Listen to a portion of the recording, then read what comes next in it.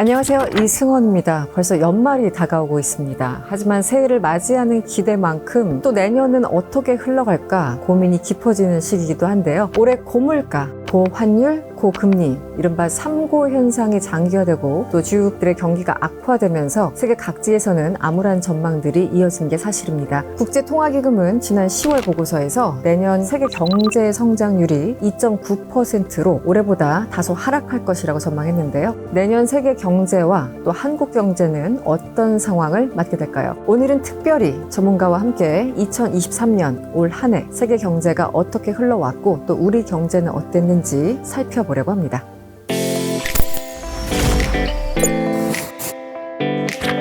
신영증권 리서치 센터장을 맡고 계신 김학균 센터장님입니다. 어서 오세요. 네, 안녕하세요. 신영증권 리서치 센터에서 일하고 있는 김학균입니다. 27년 차 애널리스트로 일하고 있습니다. 사실은 이제 경제 전문가를 모신다는 건 얼마나 좋아질까요도 있지만 보통 이제 나쁠 때 많은 전문가들을 모셔놓고 평가하고 왜 이런 문제가 생기냐, 그래서 어떻게 조금 좋아지겠느냐 이런 걸 여쭤보지 않습니까? 네. 그래서 일단 올해 한 해 일단 평가를 하고 그리고 2부에서는 이제 내년에 어떻게 될 것인가 경제 전망을 좀 해보도록 하겠습니다. 인플레이션 상황을 어떻게 보십니까? 올해 특히 좀 심했죠? 심했죠. 모든 게 다 올라갔죠. 네. 사실 물가가 떨어지는 것도 문제인데 우리나라 소비자 물가 지수가 작년 올해 5, 6% 이런 숫자를 받고 미국은 9%도 받거든요. 네. 그럼 이거는 우리가 아는 어떤 경제관념의 파괴입니다. 우리가 일상적으로 라면을 먹을 때 라면이 얼마다라고 하는 관념이 있는데 그렇죠. 지금 이게 다 이제 무너지게 된 거거든요.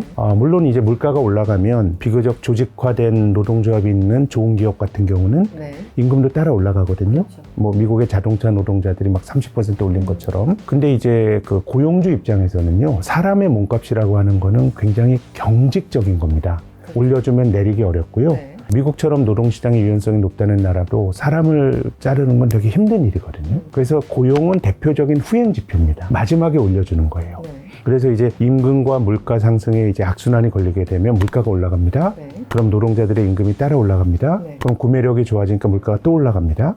이런 식의 어떤 순환이 벌어지는데 결과적으로 물가 상승률을 임금이 쫓아갈 수가 없어요. 네네. 그렇기 때문에 실질 소득이 떨어지면서 어려움을 겪게 되는데 지금 미국에서 제가 9월달에 출장 가서 보니까 팁을 20% 주면 되게 섭섭하게 생각해요. 저도 미국 올해 초에 갔다가 깜짝 놀랐어요. 팁이 많이. 네. 그러니까 이게 어떻게 보면 조직화되지 않은 서비스업 노동자들도 그런 걸 요구한다라는 거는 네. 이제 생활비 높아진 거고 또 조직화된 노동자들은 더 많이 요구한다라는 거고요. 그러니까 일본이 인플레이션이 아주 절실했던 나라임에도 불구하고 인플레이션이 기시다 총리의 인기를 떨어뜨리는 거는 인플레이션이 사람들 힘들게 하기 때문입니다. 네, 센터장님, 그 인플레이션 현상이라는 게 최근 몇 년 동안 계속 지속적이기도 하지만 코로나가 본격적으로 시작된 그 시기에 특히 유럽하고 미국에서는 돈을 거의 막 뿜어냈잖아요. 네. 그래서 어떻게 보면 인플레이션이 당연한 귀결인데 그 코로나 외에 다른 변수를 생각할 수 있을까요? 돈 많이 푸니까 돈의 구매력이 떨어진 거니까 어떻게 보면 코로나 이후로 돈을 많이 풀었다는 게 인플레이션을 불러온 주된 요인인 건 맞고요. 또는 돈을 많이 풀었다는 것 외에도 여러 가지로 물가를 자극할 만한 변화들이 있었다고 생각하는데요. 네. 인플레이션은 물건 가격이 올라가는 현상이죠. 네. 근데 경제적으로 보면 돈 빼면 다 물건입니다.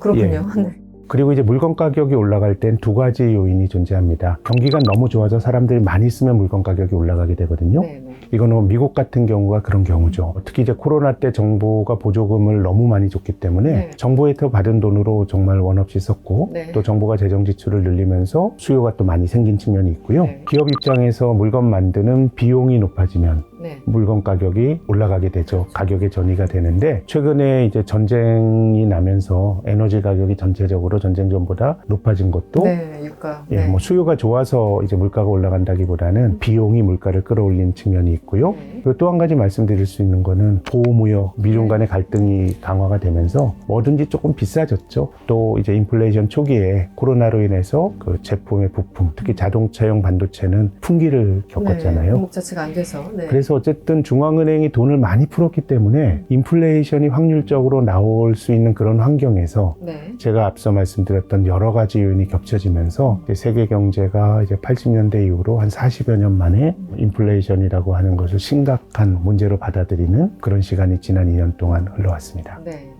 일단 대륙별로 좀 여쭤볼게요. 올해 미국은 굉장히 침체될 거라는 예상을 깨고 너무 활활 타오르고 있다 이런 얘기를 들었어요. 미국 경제 어떻습니까?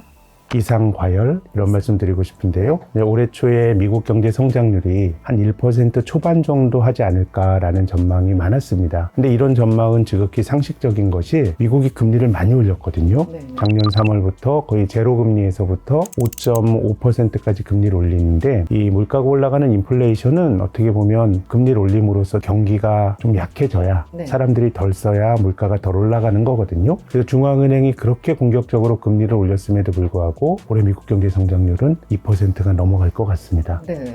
미국의 잠재 성장률은 뭐 1% 후반 정도라는 게 일반적인 관측인데 그러면 이제 금리가 높았음에도 불구하고 왜 이렇게 뜨거웠냐의 이유는 두 가지라고 보는데요. 첫 번째는 최근 몇 년 동안 미중 간의 갈등이 벌어지고 하면서 네. 미국이 글로벌 밸류체인을 아주 폭력적으로 재편을 하고 있습니다. 뭐 우리나라 기업들도 미국에 투자를 해줘야 되고 하다 보니까 미국으로 투자가 많이 늘어난 게 성장률이 높았던 첫 번째 이유고요. 네. 또 두 번째는 바이든 행정부가 돈을 너무 많이 쓰고 있습니다. 펑펑 쓰고 있더라고요. GDP의 한 7% 정도가 이제 재정적자 지난 회계연도에 나올 것 같은데요. 네. 뭐 일반적으로 경제가 안 좋을 땐 정부가 돈 좀 쓰고 경기가 좋을 때는 재정 지출을 좀 축소해서 과열을 막는 게 일반적인 모습인데 네. 지난 1년 동안 미국 경제는 너무 좋았거든요. 고용도 완전 고용 수준이고 그럼에도 불구하고 정부가 돈을 많이 쓰면서 중앙은행이 금리를 올렸지만 잠재 성장률을 웃도는 그런 성장을 보여줬습니다.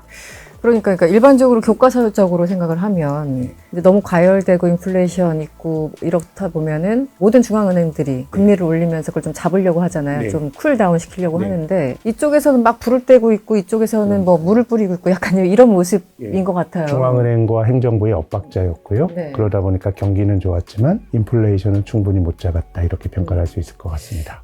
아, 그렇군요. 일단 미국까지 알아봤고요. 최근에 중국 관련해서 참 위기설 많이 나와요. 부동산 문제도 있고.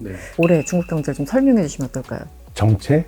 이렇게 정체. 말씀드리고 싶네요. 네. 올해 중국 경제 성장률이 한 5% 정도 할 것 같은데요. 뭐 성장률보다는 중국은 성장의 내용이 문제인 것 같습니다. 중국이 그동안 고성장을 해왔는데 중국 사람들이 소비를 많이 해서 성장률이 높아진 거 아니고요. 투자를 많이 해서 성장률이 높아졌는데 네. 국민 경제 관점에서 해석을 해보면 중국인들이 좀 불행한 겁니다. 소비라고 하는 건 내가 즐거움을 위해서 쓰잖아요. 네. 소비는 효용을 가져오는 거고요. 투자라고 하는 거는 어떻게 보면 내가 지금 써버리는 것보다 나중에 파이를 많이 키워서 더 많이 소비하기 위한 소비의 이연입니다. 미래로. 네. 네. 미국이라는 나라는 GDP에서 소비가 차지하는 비중이 굉장히 높고요. 근데 중국은 민간 소비 비중이 경제에서 굉장히 낮고 투자 비중이 굉장히 높은 경제거든요. 이건 이제 그 나라 국민들이 지금 안 써버리고 욕망을 희생하는 건데 그 투자가 주로 부동산 쪽으로 많이 갑니다. 네. 근데 이제 경기를 부양하는 데는 부동산 투자를 늘리게 되면 뭐 콘크리트도 쓰고 사람도 많이 고용을 하니까 성장률을 높이는 데는 뭐 부동산 투자가 즉각적인 효과가 있는데 네. 집을 지어놨지만 사람들이 안 들어가고 뭐 유령 도시 뭐 이런 얘기들 있잖아요. 빈집들. 들어간 투자가 더 이상 효율을 높이지 못하면 그냥 죽은 투자가 되는 거거든요. 올해 중국의 유명한 부동산 회사 몇 개가 부도 위기에 몰리고 하면서 중국 경제에 대한 위기론이 부동산을 매개로 해서 많이 대두가 됐던 것 같거든요. 중국이 예컨대 우리나라의 IMF 외환위기식의 위기가 분출될 가능성은 매우 낮다고 봅니다. 매우 낮다. 기본적으로 개방된 경제가 아니고요. 또 정부의 입김이 많이 작용하는 폐쇄적인 사회주의 경제이기 때문에 네. 뭐 중국의 위기론을 말하는 건 저는 좀 과장이라고 보는데요. 네. 근데 이제 뭐 집 지으면서 부동산으로 성장했던 경제가 그걸 안 하고서 성장률을 높일 수 있는 방법은 없는 것 같고 그래서 저는 본질적으로 중국의 관료들이 상황을 정확히 알고 있다고 봐요. 부동산 규제 풀고 부동산에 또 경제적 자원을 넣어서 네. 성장률을 높이는 거는 안 하겠다라고 하는 거니까 네. 그 자체는 맞는 처방인데 근데 건설로 성장했던 경제가 뭐 갑자기 성장할 수 있는 방법은 없거든요. 네. 그런 거라 그러면 중국은 심각한 위기가 도래하는 어떤 급성질환은 아니지만 성장률이 경향적으로 저하가 되는 만성질환이고 또 투자를 많이 함에도 불구하고 효율이 좀 안 나오는 거기 때문에 뭐 미국이나 유럽 국가의 성장 둔화보다는 조금 더 중국 국민들에게 부정적인 측면이 좀 있다고 봅니다. 그래서 지금 중국 경제 성장률이 그전에는 뭐 7%대, 8%대 이런 숫자를 많이 봤는데 올해는 한 5% 정도? 대? 네. 그 내년에는 한 조금 4%대로 또 떨어질 것 같고요. 네. IMF 전망 등등이 네. 좀 그런 것 같고요. 그래서 중국은 경제 위기라는 단어까지 쓸 수는 없지만 네. 혹은 쓸 수 있습니까? 그 침체라는 단어. 저는 뭐 은행이 망가지고 네. 2008년 미국의 금융위기나 한국의 외환위기 이런 걸 상상하면 제 생각에 중국은 그런 일 벌어질 확률이 매우 낮은데요. 근데 지금까지 굉장히 고성장을 하면서 중국 주변에 있는 나라들도 중국에 수출하면서 좀 잘 먹고 살게 해줬던 그런 역할을 하기는 힘들어졌다고 봅니다.